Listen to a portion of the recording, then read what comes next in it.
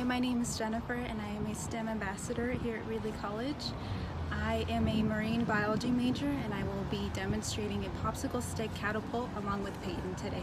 Hi, my name is Payton Mayer and I'm an electrical engineering major and a STEM ambassador here at Reedley College.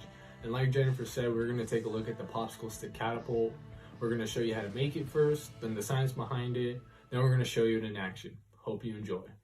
You'll need a bottle cap, rubber bands, popsicle sticks, and a hot glue gun. So what you're going to do is take 2 popsicle sticks and a rubber band, and you're going to wrap the rubber band around the 2 popsicle sticks, making a stack of 2. And once you wrap the rubber band, it should look like this. And then you're going to push the rubber band toward the ends of the popsicle sticks, like so. Once you have your stack of 2, you're going to do the same thing with 7 popsicle sticks and tie your rubber band around each end. You're going to take your stack of 2 and your bottle cap, and then you're going to glue the top of your bottle cap to the opposite end of the popsicle stick where the rubber band is.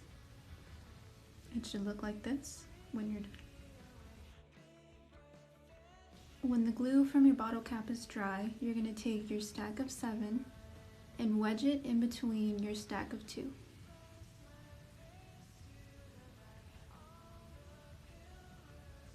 You're then going to push your stack of 7 in between the stack of 2 to create a larger angle. And now your catapult is finished. The science behind the catapult can be very inclusive and pretty complex, so I'm going to keep it to 2 basic forms, and those forms are energy and angles. Energy can be broken down into 2 basic ideas, and that is potential and kinetic energy.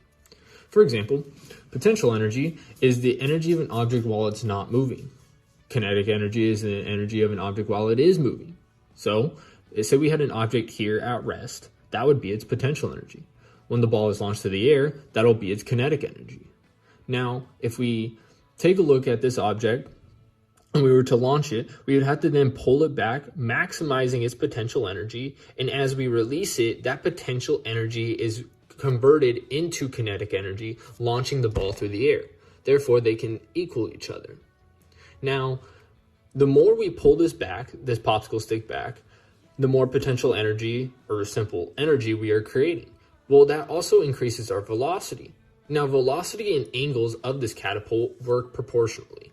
For example, say I have this popsicle stick high up in the air like this with an angle like such. The more I pull this popsicle stick back, the more velocity I'm creating. But with the angle of the popsicle stick, the object will only be able to go through a straight line really fast. It won't be able to reach the height that it is possibly going to need or anything else like that. It will only be able to maximize speed and distance. This would be key for baseball pitchers, pitching on a straight line. Another example would be, say I have this popsicle stick lower to the ground, like such. I can maximize as much potential energy as I could, maximizing velocity, but due to the angle being so low, the object will only go super fast up in the air and won't gain any distance. This would be very key for a basketball player close to the hoop, right? If a basketball player had a low angle like such, he would be able to make the shot, unable like the high. If I had this angle here, almost in between both, maximizing this potential energy and its velocity will then increase height and distance and speed. That is very key. So we'll show Jennifer's models and show 3 different kinds of angles. And it is up to you to decide which one will maximize what: speed, distance, height, or all of them. Now let's take a look at the first catapult. Notice its angle. Do you think this will maximize height, speed and distance, or both? If you said height, you are correct. Notice the popsicle's low angle and how close it is to the ground. Let's see it in action and prove our theory right. The green catapult has the lowest angle of all of the catapults that we will be using today.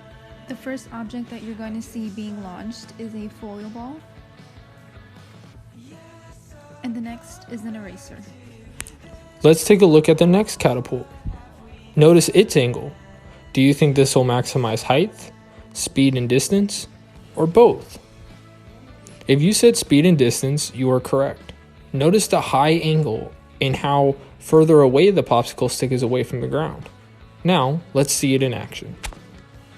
The red catapult has the highest angle of all three catapults, and just like the last launch, I will be starting with the foil ball and then the eraser.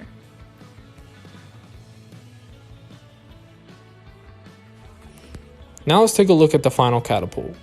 Do you think this catapult will maximize height, speed and distance, or both? If you said both, you were correct. It's roughly in between, but it looks like it could also maximize speed and distance along with height. Let's see it in action and see if we're correct. The blue catapult has an angle that's in between the red and the green catapults that you just saw. And continuing the pattern, I'm going to be starting with the foil ball and then the eraser. If you take a look at this photo, you'll notice 3 different colors: green, red, and blue.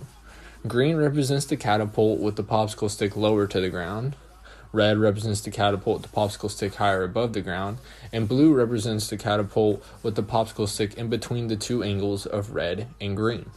Now, if you take a look at the green catapult, you'll notice that the objects launched didn't go very far. And that's because, as we said, the catapult was meant to maximize height.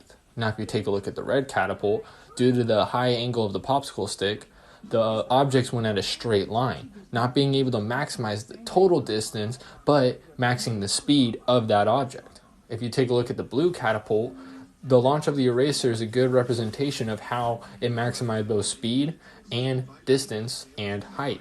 If you take a look at the foil that the blue catapult launched, you can see that it was able to maximize both height, speed, and distance all together, making it the best catapult and the best angle to use.